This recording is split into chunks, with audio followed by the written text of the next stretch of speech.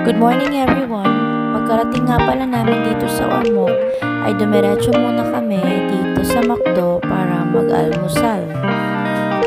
Pagkatapos namin kumain sa McDo ay dumiretso na agad kami papunta sa port ng Ormoc para bumili ng ticket namin.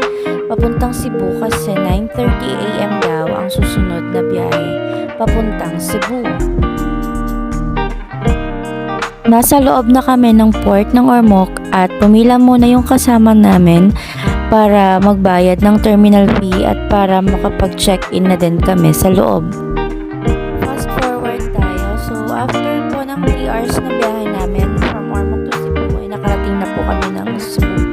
Palabas na kami nito ng port ng Cebu kasi andun na daw yung service namin, nag-aantay na sa labas ng port.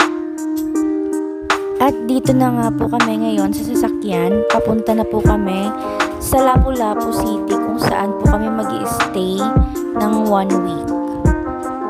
Hanggang dito na lang muna. Bye!